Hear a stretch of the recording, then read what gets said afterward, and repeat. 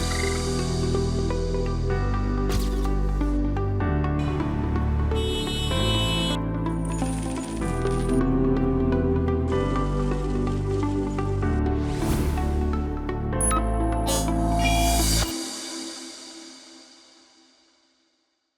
folks, glad you could join us on yet another conversation on Business Redefined. As always, this is your weekly, most comprehensive look at the world of business, finance, and economics. Tonight, we're talking about the ride-hailing industry, revolutionizing logistics and how we get around, as well as the employment creation in frontier markets such as Kenya. And we're privileged to have the senior GM, that's General Manager in charge of East Africa at Bolt, Mr. Dimi Kanyankole. Thank you so much for your time. Thank you very much, Johannes. Welcome on set. Thank you. Let's start from here. What are you seeing from the landscape in terms of the operation environment for the ride-hailing space? You are a key player as Bolt. What are some of the trends which are shaping the market right now? Yeah, so we're seeing some bit of trend of people moving from the traditional transport now to ride-hailing. So we're seeing so many people now trying at least maybe who used to drive 7 days a week, trying maybe to drive twice a week and hop on the ride-hailing, number one. Number two, we're seeing a trend of very young people who used to go maybe on matatu or public transport, now going to ride-hailing. But also we're seeing a lot of young guys now who used to go maybe to the official working place. Now after maybe graduating or whatever, trying now to get to ride-hailing and make some good money. All right. And in terms of the competitive landscape for you, how is it playing out? Of course, Bolt looks to me, I could be wrong, like unlike other players in the market, it has a good retail reach. Is that a fair assessment? What are you seeing there? Yeah, thanks. So it's a fair assessment. So today we are the market leader, of course, with the majority of the market share, but also we have the mass. So when I say we have the mass, we have the majority of the young guys, the emerging markets, even everyone who is trying now to get anywhere. So what we've been trying to do is at least to expand the reach. So when we say expand the reach, we have the biggest supply base. So what does that mean in the industry is, number one, whenever you request a ride hailing or a cab, whatever, at least on Bolt is at least 2 to 3 minutes guaranteed. So that one is really giving us the head start compared to the competition. Okay. And from a pricing perspective, of course, we have seen quite a bit of industrial action across the industry. How is it looking like from the margins perspective, and what is Bolt's value proposition when it comes to pricing? Okay, so our value prop is really divided between for riders. So riders mean passengers. There are some drivers who are now platform operators, right? So for riders or passengers, our value prop is affordability. So we may have the same categories, but we'll try as much as we can for at least to be come up with pricing that really meets the people's demand, right? Then in terms of the drivers, our value prop is the driver earnings. So whoever may think maybe we are at a bit low pricey, but when it comes to net earnings per driver, we are the best in the industry. From a regional standpoint, what sort of footprint do you have? So in Africa, we are present in more than 9 markets. That's principal. Then we have additional maybe 5 markets that we are around what we call lightweight. So lightweight means we have operations there, but we don't have indeed the team that's running the operations. So we run everything remotely or from one central area. Then we have what we call franchise. So additional maybe 5 markets also. So franchise for us is where we get in market. We don't necessarily need to have a proper Bolt team, but now work with a team that's already established that can run with the platform end to end. Okay. And when we look at safety, recently, of course, Bolt released the safety index. What are some of the key takeouts from that index, from your findings, and how are you leveraging that then to strengthen the offering that you have in the market? Oh, perfect. So thanks for talking about safety. So from the survey, actually over 94% of the population think ride-hailing is safer than any traditional means. By traditional means, I mean either public transport or offline taxis or even walking, right? So that's one. Number two, what we look at the safety, we look at the key features that people, whether it's drivers or passengers, look for. So we have at least a bit around 4 major safety features that everyone today can really depend on. Number one is SOS button. So SOS button means whenever you're on a trip, whether as a driver or a passenger, and you're having trouble or you got any issue, when you press the SOS button, someone will call you from a safety team within 2 minutes, guaranteed. And number two, in case, based on the conversation, you need any rescue, for example, it could be security, dispatch, or ambulance, you'll be getting a service within 15 minutes. Yeah, so that's one. Then we have what we call trip anomaly. So you may not call us, but we monitor. So at Bolt, very close to 12% of the workforce is safety team. So you can imagine the team that invests over 12% of their workforce in safety. So what we do is now we monitor your trip. So for example, you're moving from point A to point B, and the time was meant to be 5 minutes, for example, not traffic. Then for some reason, you stop somewhere for 10 minutes or so. So the safety team now will initiate the trip anomaly where you get a call and want to confirm, are you okay? Then the same call got the driver to confirm, are you guys okay? Yeah, then we have what we call trip share. So trip share, you can share with your loved ones. So suppose you are moving during the night or your phone is about to die, you have requested about, you have gotten a driver, you can share that trip with somebody else who can now track and see where you are. Then in some markets, we have actually started rolling up Guardian, where now you can monitor your movement for the people you care much. So for example, your kids going to school or your older parents attending the medical assessment or the. Then we have what we call so SOS, trip anomaly, trip share, but as well, every time you're in the trip, for some of the drivers today, you have rolled out what we call trip recording. Yeah. So in case of anything, you can record anything. However, that one requires some consent from both drivers and riders. So why does that matter? It matters because sometimes there could be anything that happens within the trip. Yeah. And that can be used to, to be the reference. Yes. Yeah. Okay. But maybe even as we talk about safety, let's take a step back. When it comes to the recruitment of your drivers, how do you go about quality control and screening? Because that is where safety starts, actually. Yeah. Yeah, so we have a lot of course, we are regulated by NTSA. So there are conditions for the NTSA for us to onboard the driver, but also as a leading ride-hailing company, we have what we call compliance checks. So for example, there is what we call, number one, as a driver, you need to be able to have a very valid ID. Then you need to have a driving license. Number two, you have to have a criminal check. Yeah. So criminal check is not provided by any random guard, by the government, right? Then for vehicles, you need to ensure that your vehicles is compliant to the laws of Kenya or any market you're operating in. Number two, it has a PSV license or insurance.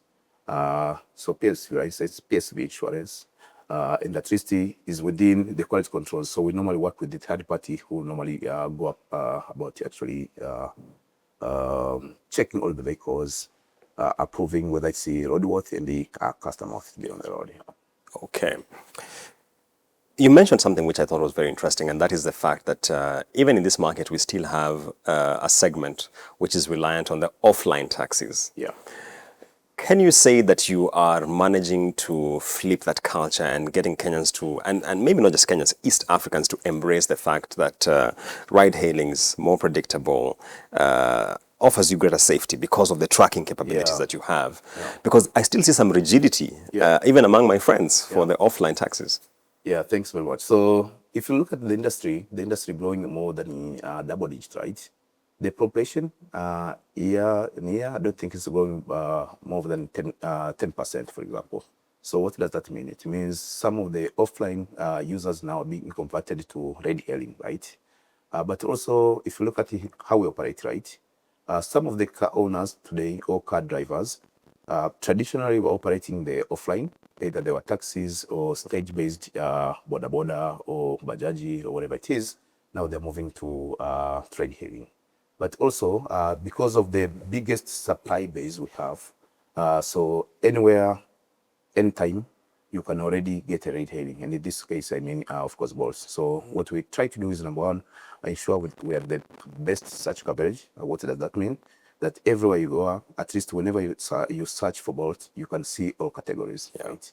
Number two, we have the best ETA. So ETA for us means when you request, for example, how long does it take for you? Yeah. So we try to maintain anywhere between 2 to 3 minutes across the entire region. The number three is now the trip acceptance. So you may be having the best ETA, but drivers accept the trips. Which is a really headache, by the way. Yeah. So we try to ensure at least we have the best, or at least the over average trip acceptance rate. The number four is now trip completion rate. So somebody may have the best search coverage, best ETA, best trip acceptance, but they have completion. Complete the trips. Yeah, so we try as well to ensure that at least very close to 80% of the trips that we channel to all drivers are accepted and completed. Yeah. Wonderful. Let's talk about sustainability. Yeah. In the logistics industry, which you're playing in, Yeah. we are seeing a lot of shift to e-mobility. Yeah. How does Bolt view this? What steps are you taking around that as well? Yeah, thanks very much. So maybe I should start with the fact that today we are the largest EV operator in Kenya, with around 35% of all our border or two-wheelers are electric. Yeah. So 50% of that actually is the company initiative where we have co-financed. Yeah. So by co-financing, I mean 15% of the 34% of the border that I said couldn't own the vehicle if it wasn't Bolt to come in hand. Yeah. So what we do, we work with the very reputable EV operators in the industry. Bolt invests some amount to ensure that it is now access to the vehicle, or access to the to the border or whatever is much easier, and now even in monthly payments becomes more in line with what you earn and what are your other operational costs. Yeah. I see. Yeah. That's quite some investment. Are you able to give us some color around the sort of investment you are putting into that space? Yeah, so basically we're investing anywhere between 15 to 20% of the unit cost. Wow. Yeah. Wow, that's quite impressive. Yeah. In terms of job creation, a lot of the people who are now serving as ride-hailing drivers have multiple sources of income. Exactly. How do you view that from an impact perspective, and what would you say you consider your impact when it comes to job creation, especially in frontier markets like ours? Yeah, thanks very much. So maybe for drivers, we have majorly three classes of drivers. So we have what we call primary drivers. So these are the guys that are giving us more than 8 hours a day. So ideally, these guys really depends on our platform as in the main income generating option. Then we have what we call secondary drivers or part-time. So those are the guys that maybe give us anywhere between 2 to 4 hours, right? So looking at our supply base, over 50% of the driver base are primary drivers. Okay. So that means over 40,000 drivers with any end-to-end earning from Bolt. Yeah. Okay. Interesting. And how do now that you're talking about employment and the drivers, how do your commissions look like, and how do they compare with the industry? So luckily enough, the NCSA, or our regulator, regulates the commission in Kenya today. We are trying to really engage the regulator and the other stakeholders to see whether we can remove this regulation about it. Why? Because when we have the ability to change commission, for example, dynamic commission, number one, we are able to empower drivers. For example, a very performing driver, we can even say, if you do X number of rides or generate whatever, you are going to pay less. So that at least now we ensure that at least your income is protected and stuff. So today our commission is 18%. Okay. And that's the across board for all the competitors because it's segregated. I see. Yeah. Wonderful. Ladies tend to be a very sensitive, I could call, segment of the market. Yeah. Are you curating products specific for them, addressing their needs? Of course, for them, safety, I would argue, is a higher consideration than for us. Yes. How do you cater to that market? Yeah, I think so. For ladies, luckily enough, we are the pioneer of female category on our platform. What does that mean? Is female for female. So female category, we have female drivers, and they opt in and they opt out, whether they only want female passengers. So now for the passengers, they have all the categories, but they can see female category. So if I'm a lady and I want to be carried by a lady, always I can find it on board. So we are depending on that.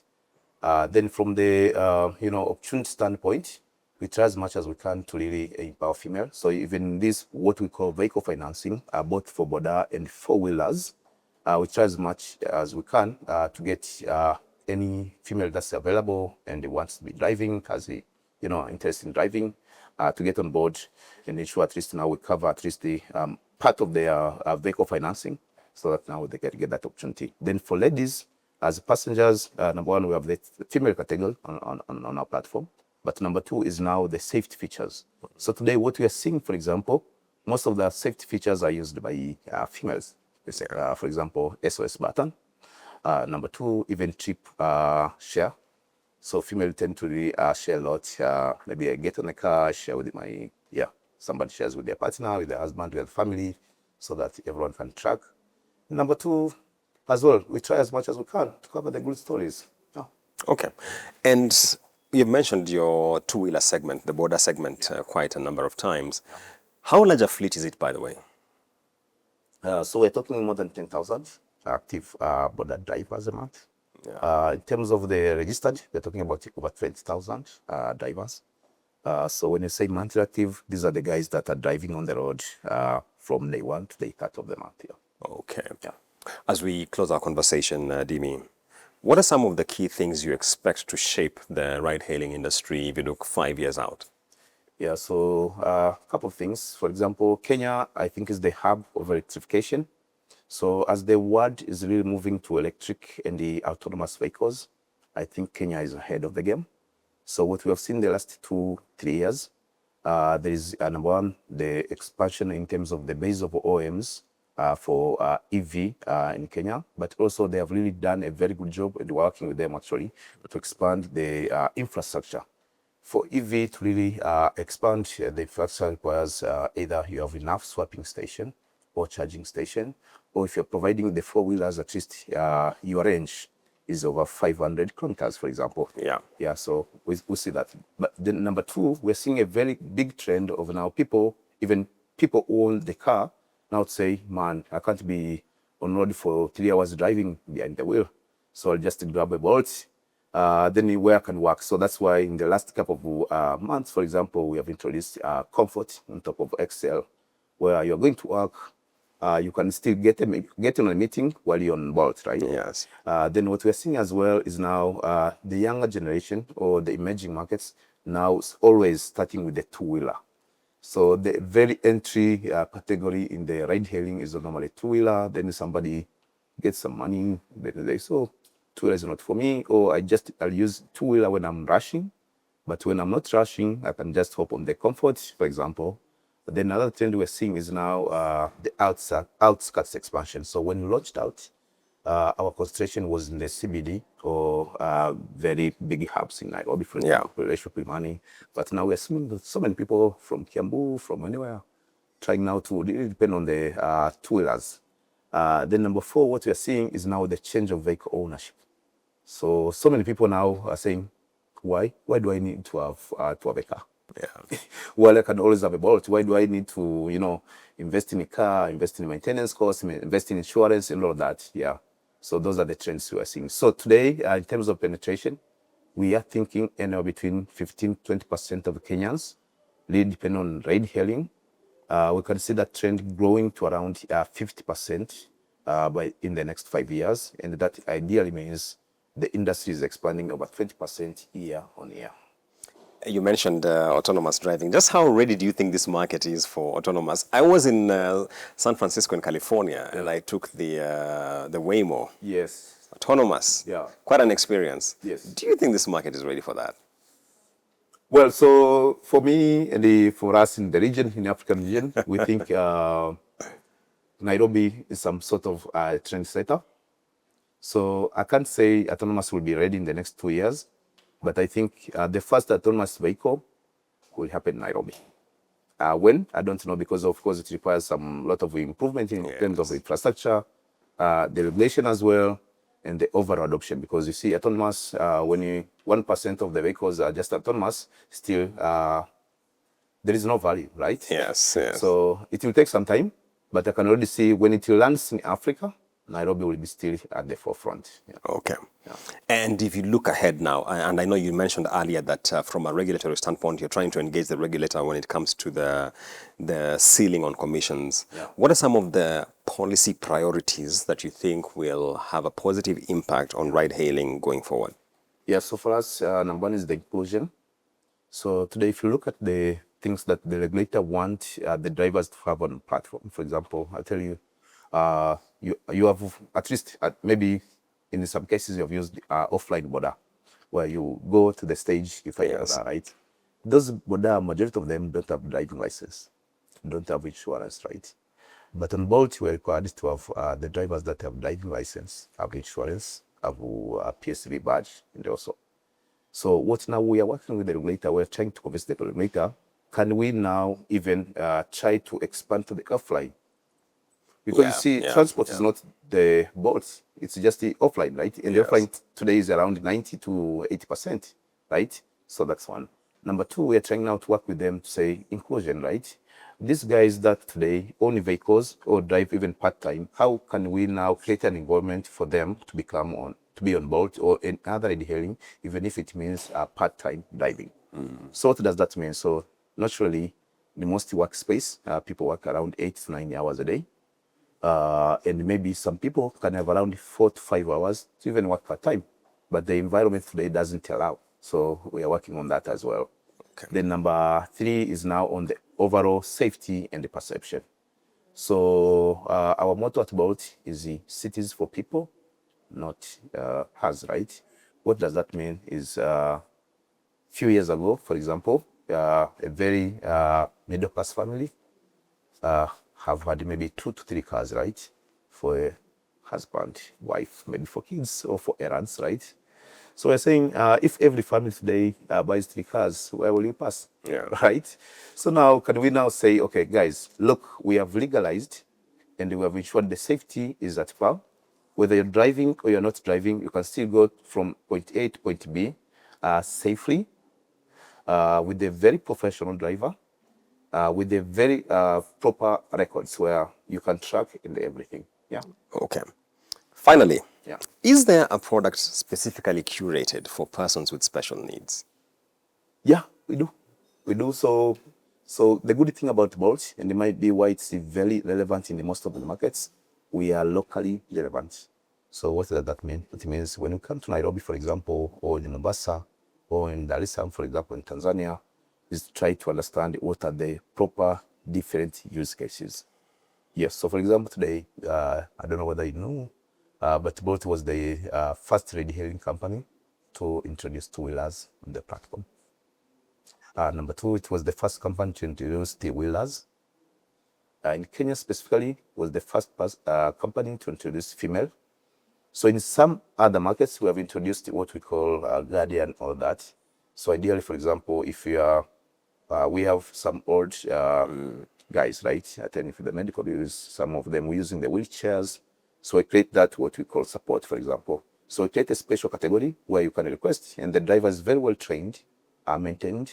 They pick you, they try to help you to get on the car. When you drop off at the hostel, for example, they try to ensure at least you are safe. So it really depends on the need and demands. We are very flexible in introducing that. So soon you will see different categories based on the Kenyan demands. Yeah. Dimi, give us your parting shot. Well, so Bolt, we are here to be part of the economy. That I can tell you. So we are growing, and we are the largest player in the marketplace. But we feel digitizing transport is not just Bolt; is all stakeholders ordered. So we think the penetration today is still between 15 to 20%. So what we are viewing and what we are experiencing, the market is growing by 20% per year. And for us to really achieve at least 50% of the penetration, we really need anyone. We need a regulator to really work with us to ensure at least we introduce the best policy for both drivers and passengers. But also drivers now to really start saying, okay, ride-hailing is a proper industry or proper job creation opportunity. So there are so many. So for example, there are some guys who knew I go to school, after school, I'll get a job, right? A full job, right? So a few years ago, job industry started shrinking. So Yes. people get into the entrepreneur career, whatever. Now, what we're saying, ride hailing is the best, right? So even last few months, we published a report where some of the drivers are earning way beyond the market average. Yes. Yeah. So what we're seeing today in Kenya, we are going to still be the trendsetter. We are the largest EV operator. If we get at a level where we're autonomous, we are going to be the first. And we are always looking for industry-specific needs. So we are always going to be coming up with the categories that fit everyone in Kenya. All right. Yeah. We have been having a conversation with Dimi from Bolt, where he is the senior GM focusing on East Africa, covering a raft of issues in the ride-hailing industry. We've spoken about safety. We've spoken about curating of products for various segments of the market. We have discussed the operating environment and the regulatory landscape. And we have finally closed by looking at a futuristic perspective in terms of the trends that are expected to shape this industry, which of course is having a huge impact, whether it is sustainability and the transition to EVs, as well as addressing the job creation headache that Kenya and many other frontier markets are facing. Keep it business redefined for all the latest as and when they happen. Stay tuned.